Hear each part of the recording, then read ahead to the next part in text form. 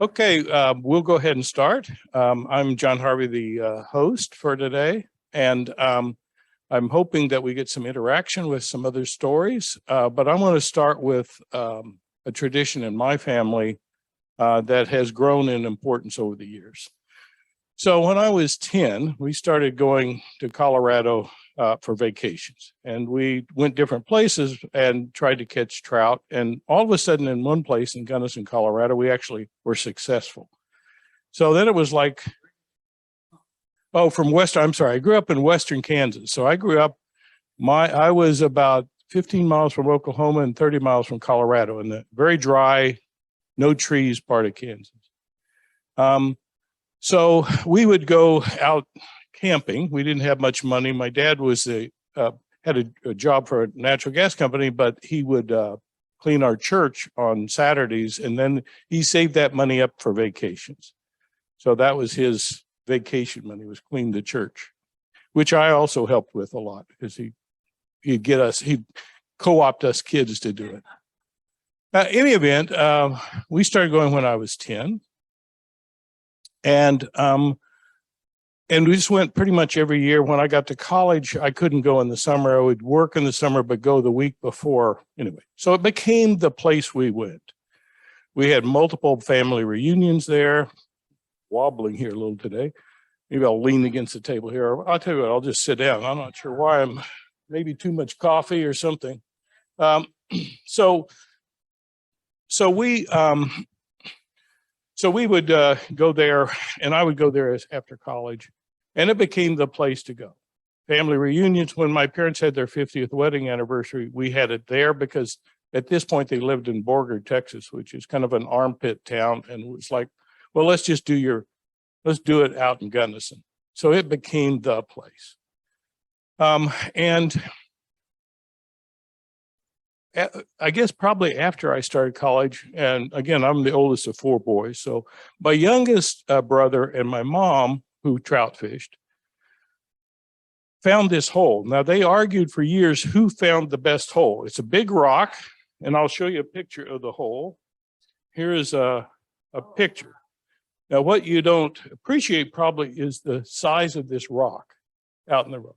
But over on this side, we get the right side. It's a deep hole, and we've caught more trout in that spot, probably almost than everything else on the river combined. This is in the Taylor River that feeds into the Gunnison River.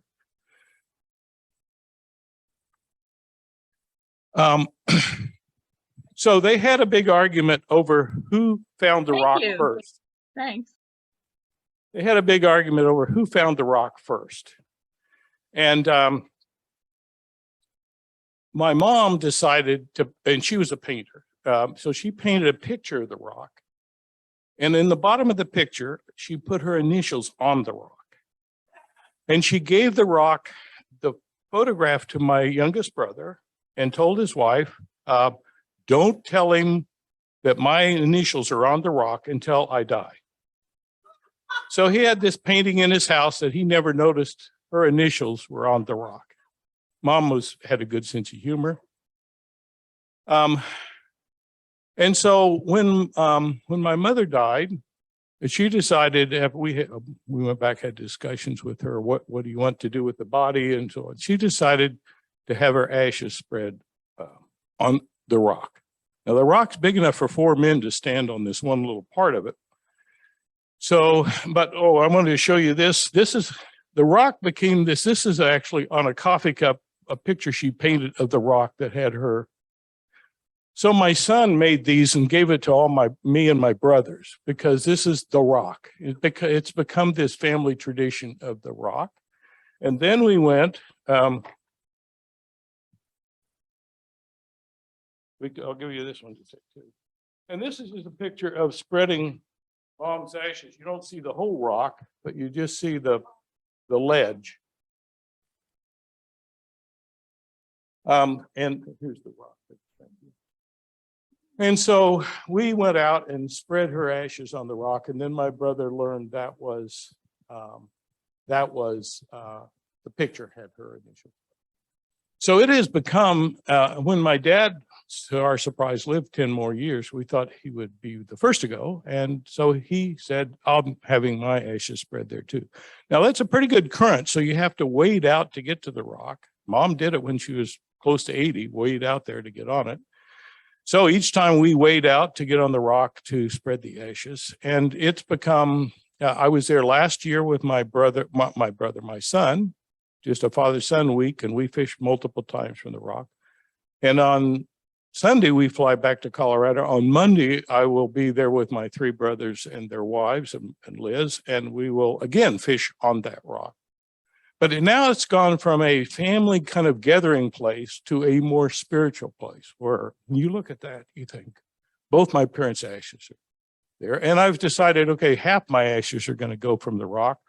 Now the other half's going to be buried with Liz because Liz wants to be out at Prairie Creek Cemetery. And so, okay, you can hold half my ashes and the other half goes from the rock. So it's a family story, a family place that then over time developed a whole spiritual side. So now it's a very special place for us. So that's my family tradition sharing. And what I'd like to have is some other people share.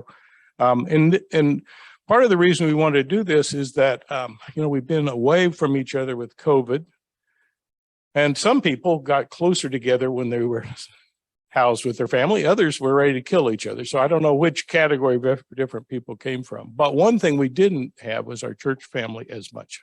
Hard to do that with Zoom. So maybe we can have some others share a family tradition or something that's meaningful.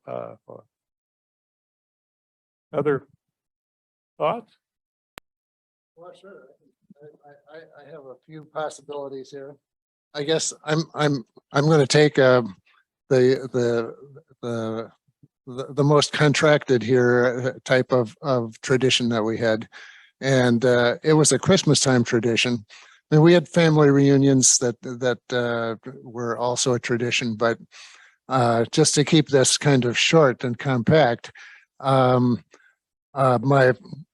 basic family, we had three boys and a girl. I was the oldest of the four, and both my mother and father were 100% Norwegian, although they were born in the United States. And at Christmas time, it was a tradition that still is going on with some of my brothers and my sister, where we made all kinds of Norwegian foods, particularly dessert type of foods at Christmas time. And it was a pretty big project because we made the delicacies, and my mother taught us how to make flatbread. They called it a flatbra, and then we made something that is like a sugar ice cream cone, but it's a little bit more elaborate. That was called krumkake, crumb cake. And then there were things like Bachmann, which was deep fried, and of course lefse, which was the real Norwegian thing. It's a flatbread made out of potatoes when you get right down to it. And so in the same way that they start doing lessons and carols here well before Christmas, we started baking together for almost a full month before Christmas, so that we had all those delicacies on hand. And I think it's a tradition that's actually, been run through the next generations. And it was always a treat. Fortunately, my mind kind of kicks into a real positive gear on the 20th of December. I don't really suffer from seasonal affective disorder, but I do notice it on December 2nd. I am really happy about everything. So that all works out for me. And I think that works out for the family too. So it was a great tradition.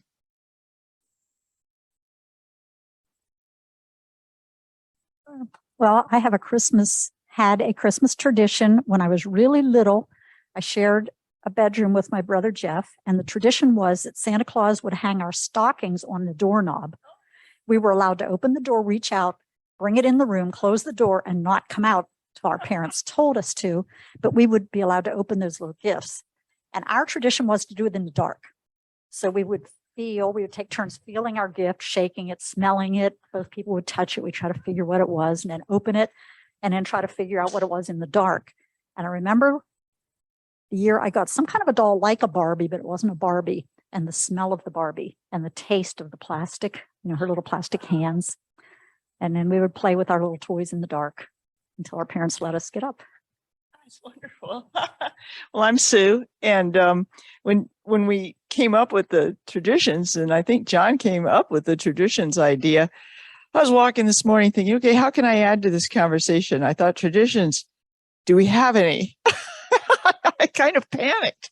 And then I realized, yeah, we have a number of them. And so two I'd like to talk about. One of them happens at Easter, and Easter, we always had an egg hunt, and we always had Easter baskets.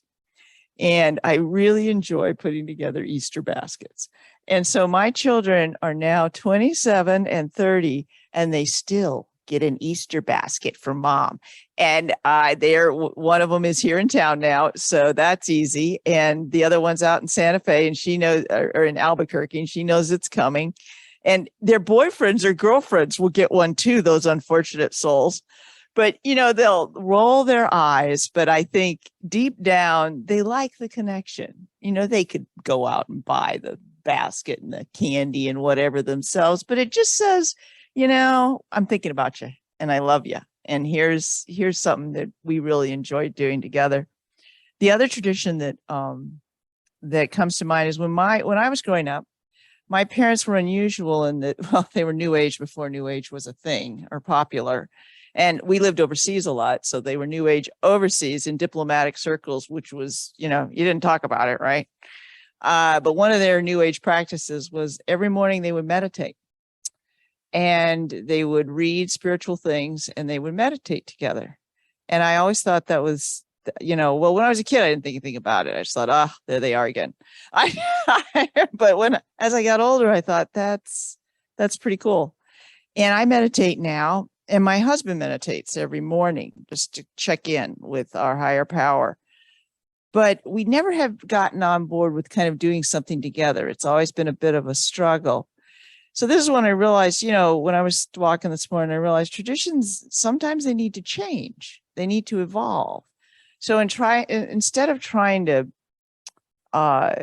replicate what my parents did, I said to my husband, why don't we try just once a week, just to share some spiritual thing together and to do a little meditation together. And we've started that, and that works really well for us. So it doesn't need to be the exact thing that we did in my family, or he didn't do anything in his family. But this is really becoming a special time for us. It's just very small, very short, but a special time for us. So thanks. Thanks for letting me share, John.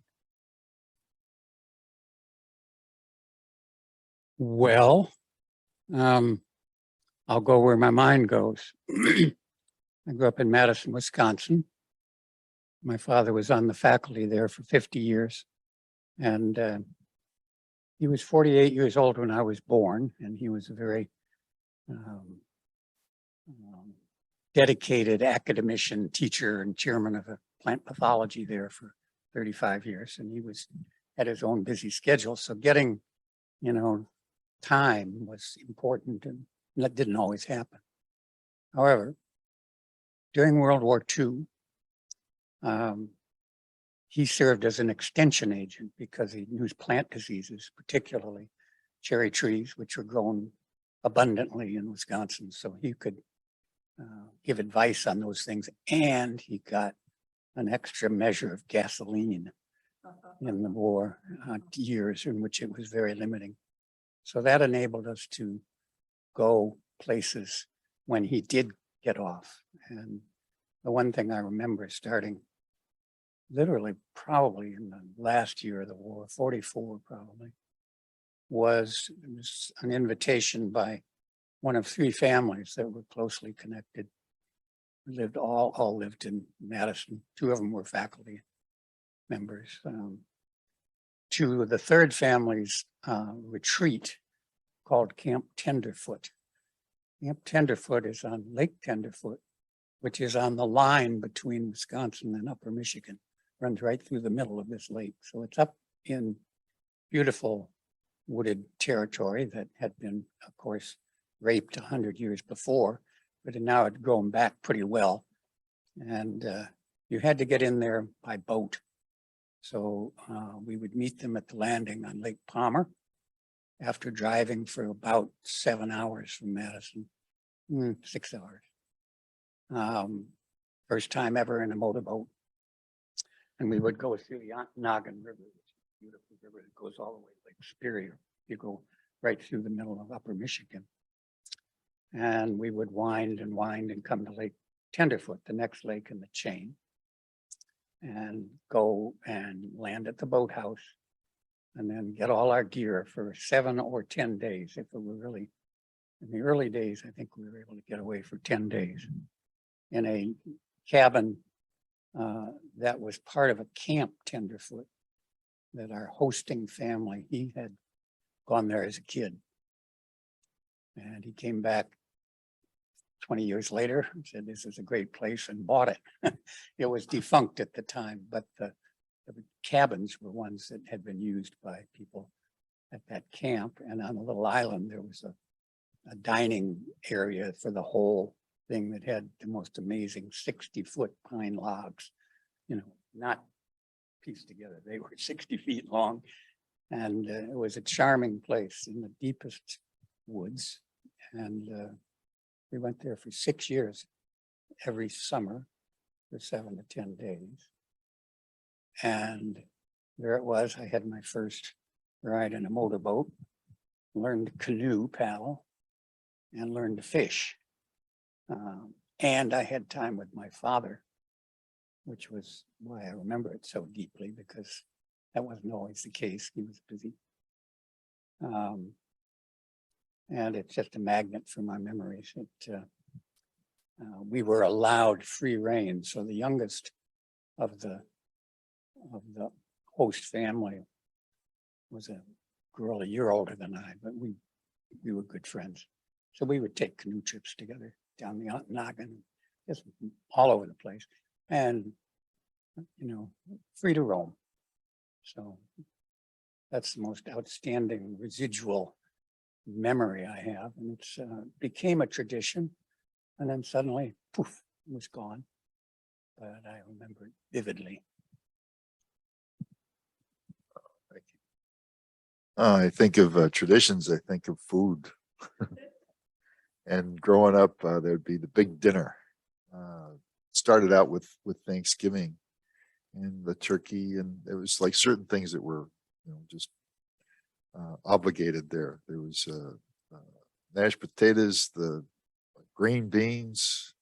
I think it was turnip, some kind of turnip thing, and cranberries, and then the pies. Apple pie. My mom would make the best apple pie. I don't know about everybody else here, but I'll vouch for her. And pecan pie and eggnog. Yeah. And so that went from Thanksgiving then to Christmas, and I think around Easter time. So during that period there growing up, visiting with my folks, there's another tradition of what is it? Wheel of Fortune and Jeopardy. After and having dinner, watching TV. So that was a tradition. As a pastor, I had the opportunity to start traditions, and one of the things that kind of evolved at one point was working with a rabbi and an imam, and we worked together. I invited them to participate in our service, and this became Love Sunday, eventually the third Sunday in Advent. And it would start with the call to worship, the Barku, the call to prayer, which is the Adhan, and then lighting the third candle in the Advent wreath. And then we each, the prayers and so forth, we wove that into our Protestant service, and people loved it. We did that for many years. Can you remind me of the question? Traditions that bind us together. UCG or some other group, but something that is human being. I'm here mostly to listen because I love the idea of tradition and didn't grow up with any. But if I had to really dig deep, I would say the tradition that's been ongoing from earliest days is peeling off and having conversations, substantive conversations. I grew up in a huge family, not my immediate family, but my extended family. And there was a lot of talk about, you could say gossip, but a lot of talk about substantive things going on with each other's lives. So that was really important and interesting to me. And it continues to be when I have one-on-one talks with friends every day. That's really good to have that strong connection of conversation about something that really matters. Well, what comes to mind is two stories. One about how you need these traditions. We did foster care for many years. And there's one child I remember specifically, big boy, 13, 14, I can't remember, but he was an older kid, and boy. And it was Easter time and we were talking and he wanted to do an Easter egg hunt. He had never done an Easter egg hunt. And it struck me, and it still does, how at that age he had never experienced something like this, because when my kids were little, that was my big thing. Actually, they asked me to stop.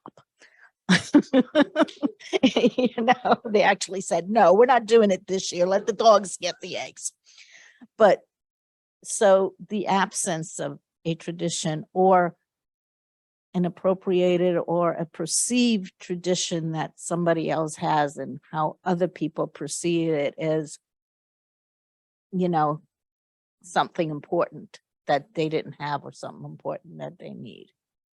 So that was that came to my mind when you brought the Easter egg basket. He just came here and blossomed. But our tradition is empanadas. My granny made them, my great grandmother made them.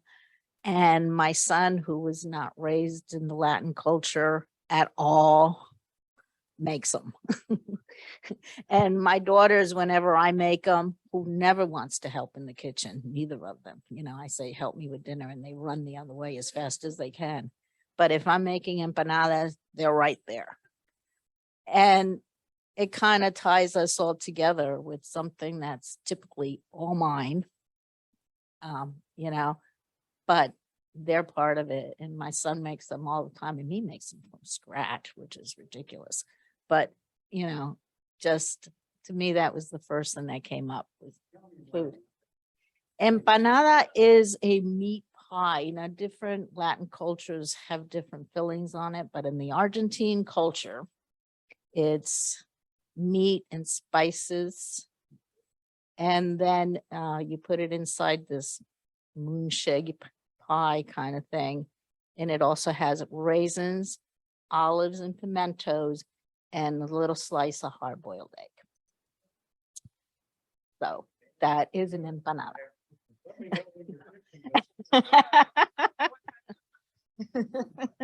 Listen, I can tell you all about my family and my heartfelt problems. I need that because people shy away from me when they start.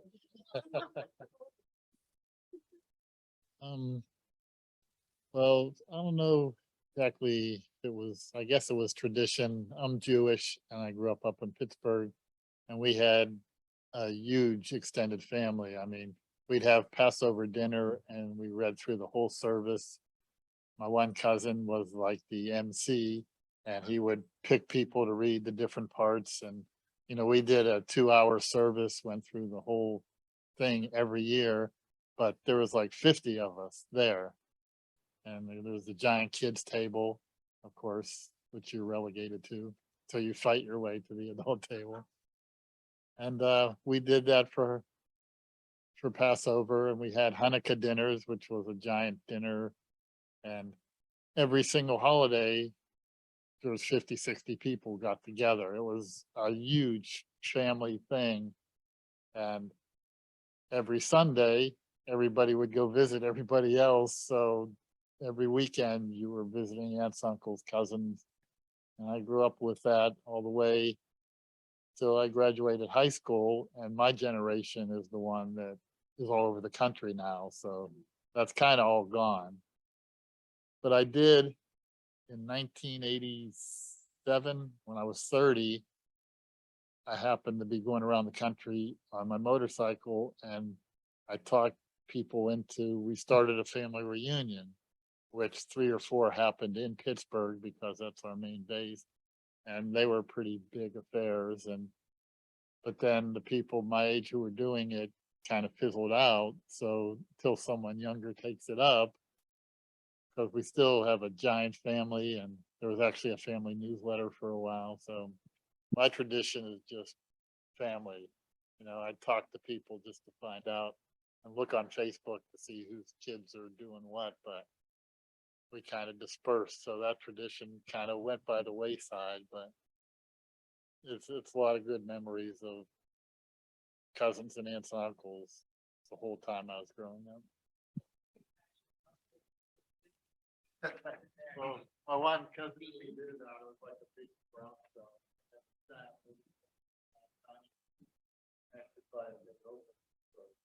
And they put the kids over here and they said, oh, that's so our generation. Same way, kids table. Well, I think it is, and reflection. Oh, yeah. Can we hear Sheila? Hi. Yeah, good. I really don't have a strong, okay, I was raised, okay, I was raised Reformed Jewish in Chicago. So we didn't have very strong Jewish, it was just my immediate family. But what I'm thinking of is currently, my brothers and I are married to people who aren't Jewish, and we respect each other's traditions. And especially one brother, every year he has a Christmas tree in honor to respect his wife. And she's an artist, and she made a beautiful ceramic menorah to respect Michael's tradition and every year they light the menorah and they have the Christmas tree together, and then family comes over, and so we're mixed. But we really enjoy observing each other's holidays. And here I'm married to somebody who's not Jewish, and so every other year we go up to Connecticut and celebrate Christmas in the snow with his family with the Christmas tree. And in between that, I have a menorah that we light. That's really all we do for traditions. But that's it. Being raised Reform in the 70s, we really, they were real, they were into like, that's why I feel so at home at here at the church, because it kind of follows the way I was raised. It feels really comfortable to me. That's it. That's all. Anybody else? Looks like we have some other logged on that wanted to unmute and share, or.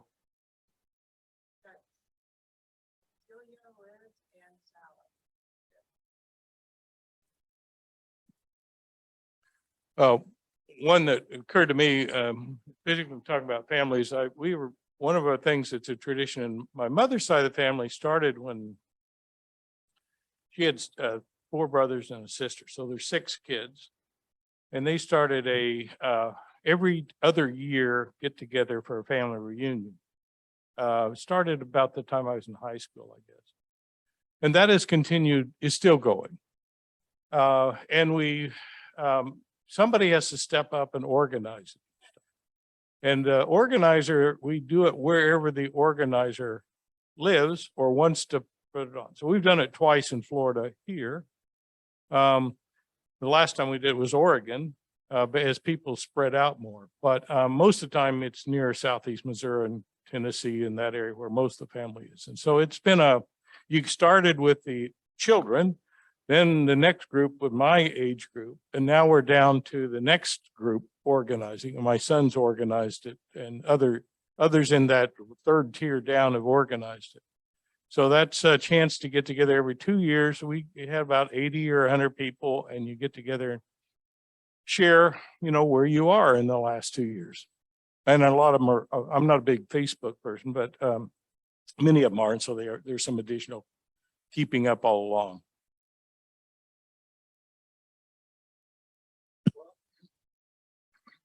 I'm just going to say it's never too late to start a tradition.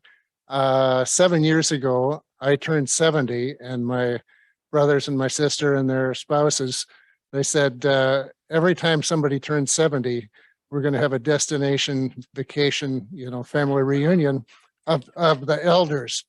And so we've gone through 3 of my brothers and my sister.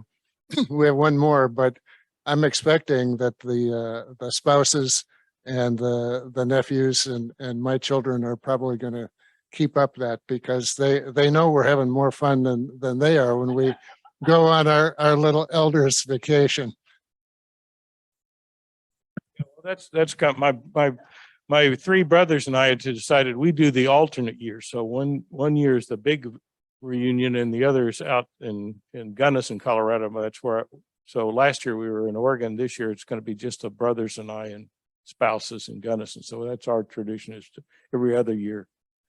So every year we got some sort of gathering.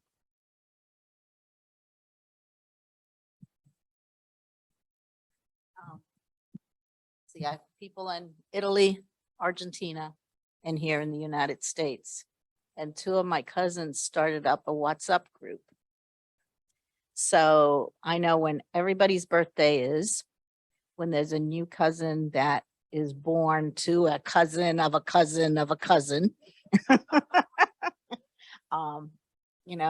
And everybody, Saint Day, we have to practice their Saint Day, and their birthday and their marriage and everything about it. And it's all posted into that thing. So, and it's through everything. And my other cousin did the family tree. So he's inviting people from everything. And hopefully we're going to have a family reunion on the anniversary of my grandparents' wedding in Italy. It's all in the works next year. So, but it's not really a tradition, but it's something that's bringing people in 3 different places together through one tide. And there were 9 brothers and sisters on my father's side. So there's lots of cousins, and they like to reproduce. Last year, her dad turned 90, and she sent out email invitations to Italy and Argentina and the United States to his brothers and nieces and nephews and cousins and sisters. And we went down to Lakeland to his house and took our big computer screen, and we did Zoom with Italy at one time of the day, Zoom with Argentina at a different time of the day. So he got to see cousins and brothers that he hasn't seen in many, many years. We did United States, Italy, and Argentina at 3 different times. And he talked to people he hadn't seen since he left Italy and Argentina. And it was really cool. It took a whole day of planning. She did.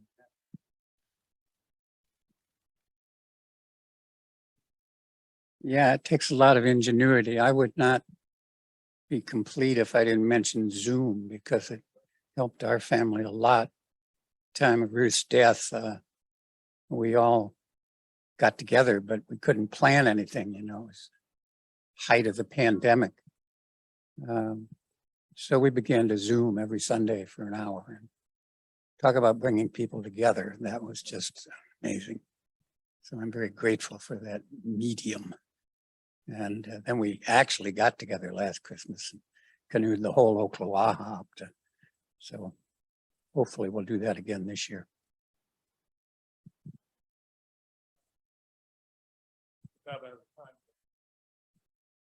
Few minute warning. Again, we hope to have and give some feedback. We'd like to do periodic seminars where we give more people a chance to talk back to things, just because I think like when you mentioned Zoom, I think Zoom is intimate if you know the people already. It's hard to develop a friendship by Zoom. And so it's a great place just to have a meeting. You have to get, pretty cut and dry meeting. It's really great. But I think it does take some connections. And it does offer some things you couldn't do any other way, that you couldn't do that. But in any event, I think about, you'll probably think of these other traditions after you drive home today that, I could have talked about that, because I think when people think that we don't have one, I think you do. It's just, different ones, and they do change. I had a tradition that I always made, for Christmas, we always made, on Christmas Eve, we would have cheese fondue, come to the church service, and then have chocolate fondue. So that was it. We're still doing that, but then Christmas Day, I made my famous clam chowder, and we did that for years until my son said, I really don't like clam chowder. And he didn't tell me, he told his mother, but so then we said, okay, we'll switch up. We have to do ham or something else. All right, thanks for coming and sharing. Thank you. This is helpful to be live, to be Zooming. Thank you.